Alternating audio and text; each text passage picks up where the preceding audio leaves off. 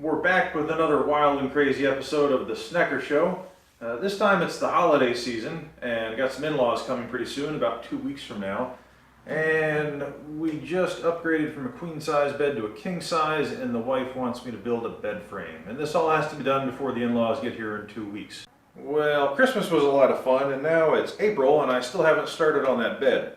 I know if I don't do this soon, the wife is going to remind me again. She has a habit of doing that every 3 to 4 months or so, go figure, right? So I'm going to do this in multiple components. The first thing that we're going to build is the bottom structure, which is going to be feet and some rails for supporting the whole thing. And then later I'll make another video about building a platform, and then maybe in a separate video I'll do the decorative wood pieces that are going to wrap around the platform for the visible portion. And then maybe, who knows, later, if time permits, I'll also build a headboard. So let's get started. For the legs, I'm going to use a couple of ash 4x4s that I've been keeping around the shop for 20 years or so. First thing I need to do is square them up on the joiner, get two nice straight 90-degree edges.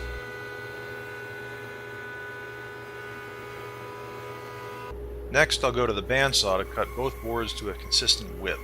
I could do this on the thickness planer, but I don't entirely trust the surface of these boards and I don't want to risk chipping up my knives. Also, this is a lot faster because it removes the bulk of the material first before going to the planer. And now I can run everything through the thickness planer to get an even thickness on both sides. And I'm being very careful that the side that I ran through the jointer is on the bottom. So that way I make sure that I'm planing off the bandsaw edge from the top and I end up with a perfectly square board. It's always a good idea to double check your work. In this case, the board on the right was perfectly square and the one on the left was not. So I had to do a little hand planing and then back to the thickness planer.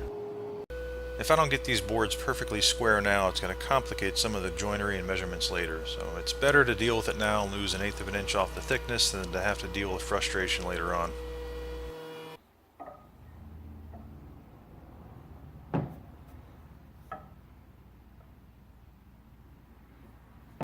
I set up a stop block on my miter saw so I don't have to worry about measuring everything. I just push it up against the stop block and make the cut.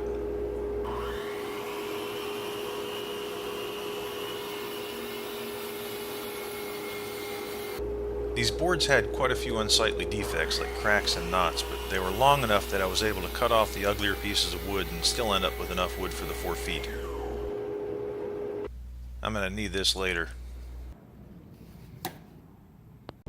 For the main support beams, I'm going to use a couple pieces of oak that I cut out of a tree about a year ago.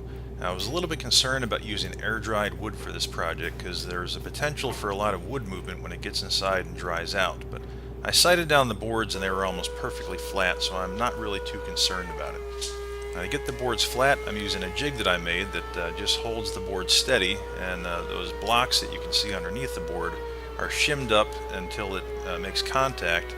And that way when I run it through the planer, it planes the top surface perfectly flat. Then once I get one flat face, all I have to do is flip it over and plane the other side.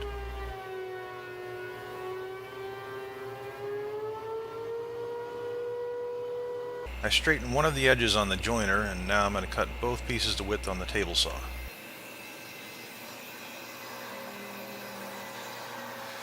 And since I'm sure I'm going to hear about it in the comments, no, I don't have a riving knife on that saw. Yes, I should have a riving knife on that saw, but I know that I'm stronger than the saw is because it's only a 1.5 horsepower. If it were bigger, I'd be more concerned. Anyway, this is what happens when your saw pinches the blade.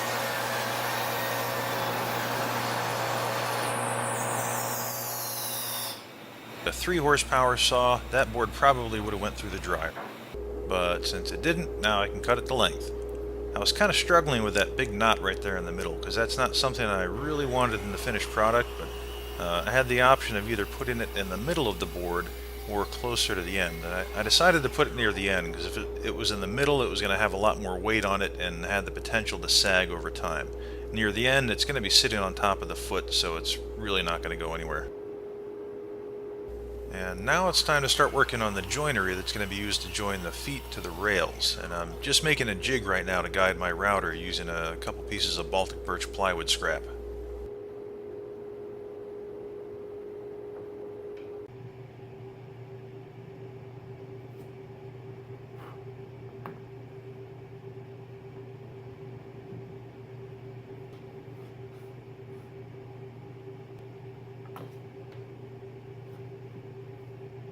After letting the jig dry, I put in one of the scrap pieces from one of the leg cutoffs in the middle to provide a little bit of a spacer. And the point of that is that when I'm running my router with a flush cut bit, the bit will follow along, or the bearing will follow along the edges of the guide here and cut out a perfect little notch inside the leg.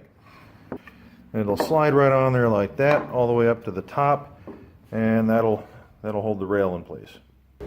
I'm going to use my bandsaw to cut out the notch inside the feet, and I have a stop block for depth there. I'm just going to make a series of cuts and then chisel out the extra.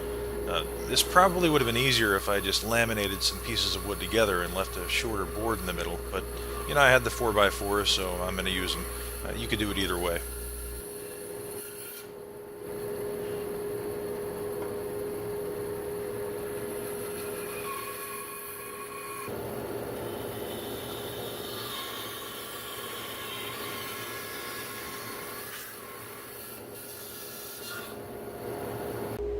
I actually went back to the bandsaw to cut out the majority of the waste, and then I could just clean up the smaller pieces with the chisel, but I didn't catch that on video.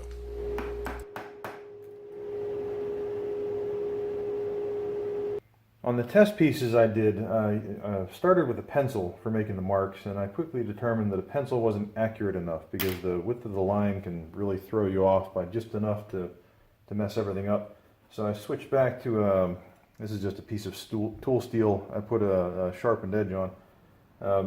Any kind of knife would do, or even a chisel, but I push the combination square on here, set at 10 inches, and I make a little mark to determine where 10 inches is on the wood. And then once I have that mark, I just start following it around. Now, this is important when you're using a marking knife. If you want to keep your cut accurate, don't put the square up to the line and then put the knife on it, or the pencil. Put the pencil or the knife on your mark and then move the square up to it. And that way you know you're on the exact same place every time. I'll try to hold this really steady, and there we go. Now I have a nice crisp line that I can follow. And I'm going to move this around the board doing the same thing. So first I'll put the knife into the mark from the previous cut, push the square up to it, and now I can continue my line.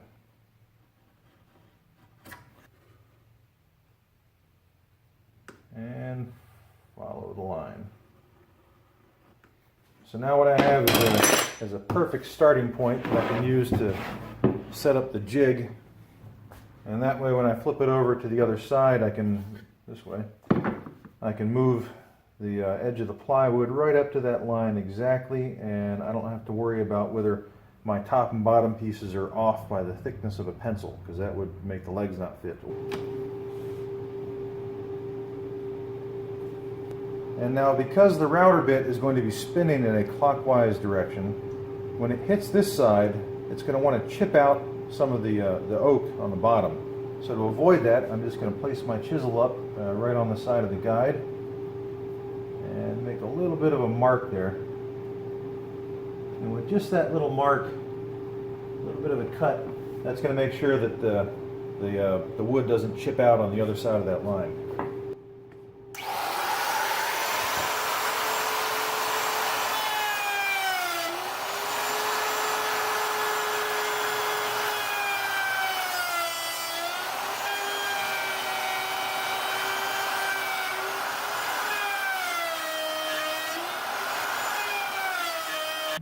Now, of course, I have rounded corners because the router bit was round, so to get rid of those, I'm just going to continue to use the guide and put my chisel on there, and a little tap until they come out. Just a little bit at a time is all you need.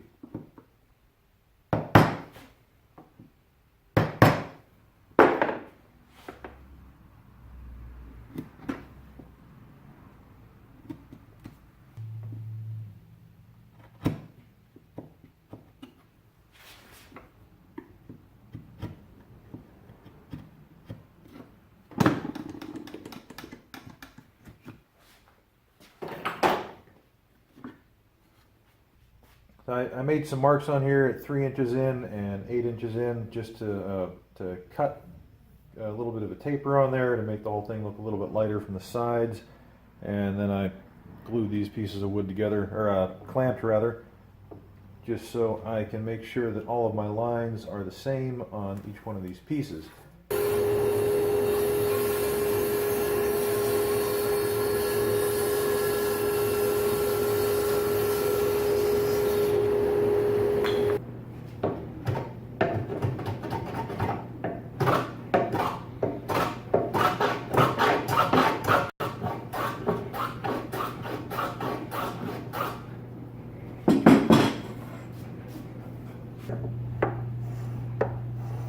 Don't get me wrong, I love my power tools, but machines don't always give this level of satisfaction. I think the next step is going to be to take these over to the router table and put a little chamfered edge on all the sharp corners.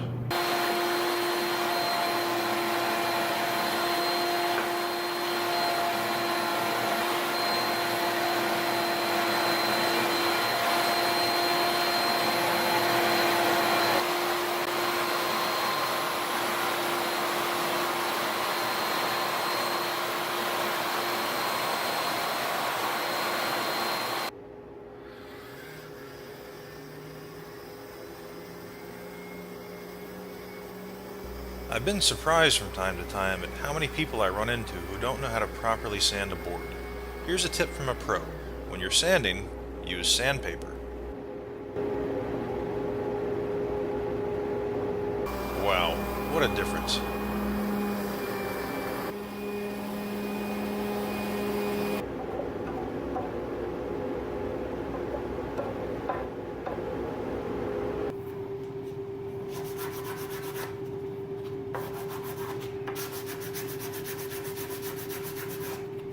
Almost ready to put on the first coat of finish. I'm just going to blow the dust off with some compressed air and then let the air filtration system clean the air for a few minutes.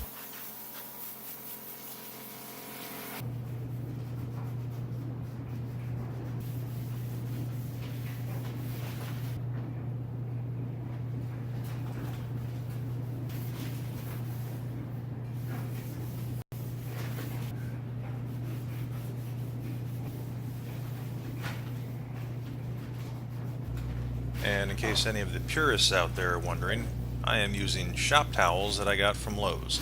Don't knock it till you tried it. They're lint-free and pretty durable.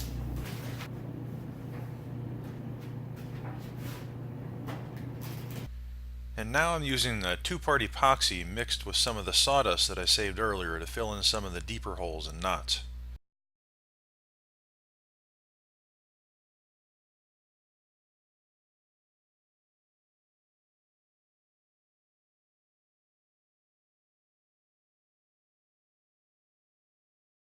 I gave everything about 24 hours for the epoxy to cure, and then I put another coat of oil on the whole thing just to give it a nice low gloss sheen. So now that this portion is finished, I can take it inside the house and get it out of my shop to free up some space. And then next time I'm going to work on building the platform that's going to sit on top of this to support the mattress. And hopefully I have that done before next Christmas. Thanks for watching.